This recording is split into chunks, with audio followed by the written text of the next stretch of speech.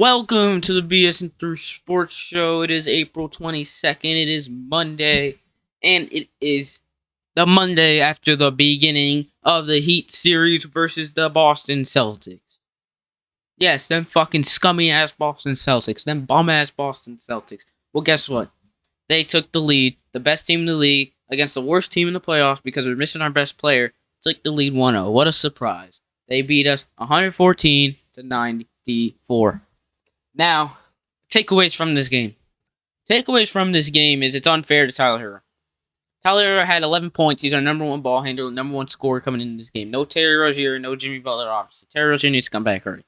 Terry Rozier takes some of that pressure off of Tyler Herro. Tyler Herro is not even used to the playoffs yet. Coming into the playoffs, being the number one scorer, the number one ball handler. Then you have to deal with one of the best perimeter defenders in the league in Jrue Holiday, pressuring you constantly and trying to force you to take difficult shots. And that's what he did. Took difficult shots. And he only had 11 points. He had a terrific game against the Bulls on Friday to get us into the situation, to even get us into the playoffs. Yet, it was bad. It was just bad all around by him today. Jaquez, he was really good.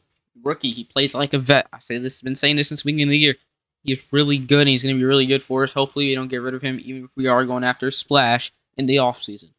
He is super, super good. He reminds me of Jimmy Butler. A little watered down. Jimmy Butler's Fiji. Jaquez, he could be Dasani. Bam Adebayo, he scored, but I need to see him get more aggressive earlier before we get into that 14-0 hole, all right?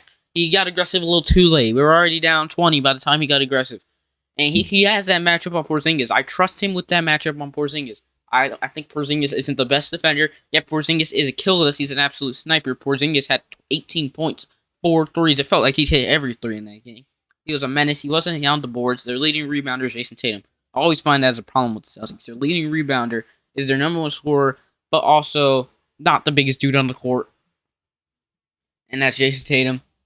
But it works. The thing about the Celtics this game is I feel like they didn't even their star players. Porzingis, yeah, it felt like he hit 83s. Jason Tatum, it felt like he had 70,000 points. Jason Tatum only had 23. Porzingis only had 18. Jrue Holiday, great defensively, but he only had 6. Derek White, he hits everything too. This team literally doesn't miss. He had 20 points. Jaylen Brown came out hot, slowed down. He had 17 points. Sam Hauser, he absolutely killed us with the momentum swings. When we finally cut it to 4, Sam Hauser with that zone, breaking the zone. He showed he has an absolute sniper of a hand. He had 12 points, all threes. Al Horford, 10 points. He sucks. I don't care. And then Peyton Pritchard, great defensively, and gave them 2 threes. He had 8 points. It felt like their starting lineup didn't have 30, didn't have even 25 plus. Bam Adebayo led the game in scoring. Now, did the support around Bam Adebayo do absolutely anything? No. Jovic, he wasn't good defensively, really. He only had 10 points. Caleb Martin, he's always decent defensively, 4 points. He killed the Celtics last year. They're not going to let that happen again. So Bam and Tyler need to get going. Jaquez is doing pretty fine if you ask me for a rookie. He needs to get to maybe 20, and Tyler, 11, needs to get to fucking 25. Bam, 24, that's good. Just get more aggressive early and get the boards. He only had 6 rebounds. Jason Tatum had 10. We need to get aggressive, Bam. Also in this game, there's only 2 people that have free throws through this game. It was Bam Adebayo with 4 and Jovic with 2. So we only got to the line 3 times this game with 6 free throws. Wow. The Celtics got to the line, I believe, about 8 times or so. They shot 16 free throws, made 14. That's another issue. But the biggest issue in this game was three-point ability. 3-point. I just went over everybody's stats, and they all hit 3-pointers. The only one who didn't have 2 or more was Jason Tatum. I'm telling you, he didn't do that good. He had 10 assists, though. So I guess you could say he did good. Scoring-wise, not good. No good. He only had 1 3, but the rest of the team had 2 to 4 threes. They had shot 49 threes and made 22. The NBA playoff record for threes is 25. They hit 22 threes. They don't miss. They did not want to miss. Now, that's why I'm saying the Heat have a chance of taking a game or 2. I think they will take a game at home, and I think this is why game 2, which is always the most important game for the team that's down 1. They want to steal 1 on the road before they go back home. Tie the series 1-1 before you go back home. Because the Celtics are probably going to take 1 on our floor, and I have confidence that we will take 1 on our floor also. But we need to take 1 on their floor. And that could start by game 3. I think you can make the adjustments to game 2. They're not going to shoot lights out like this again. I don't have the confidence they're going to shoot lights out of this game. The zone got them a little bit discombobulated by the end of this first quarter, going into the second. and then they just went on a run. 30 points. They broke it down to 14 by the fourth quarter, but that was it. And also, earlier in the season, I remember the game where Jaylen Brown almost beat Duncan Robinson actually almost beat Jaylen Brown's ass. Fuck whoever said Jaylen Brown would have beat his ass. They're fucking wrong. But where the Heat only lost by 4 without Jimmy. And that's what we have, no Jimmy. So we only lost by 4. That was a very competitive game.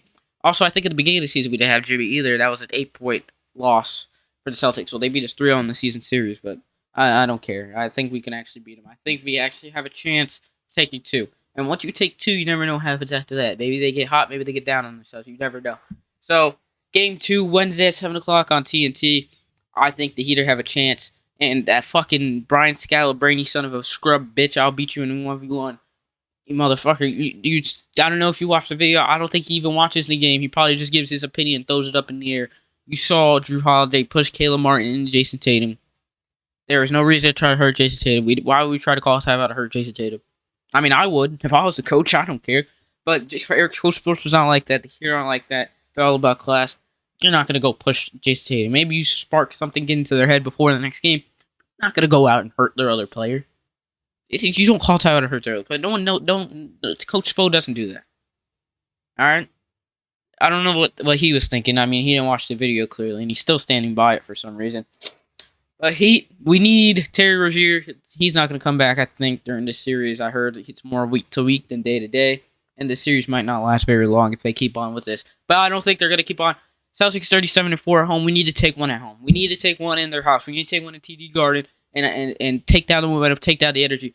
Let's go Heat. Let's get game 2.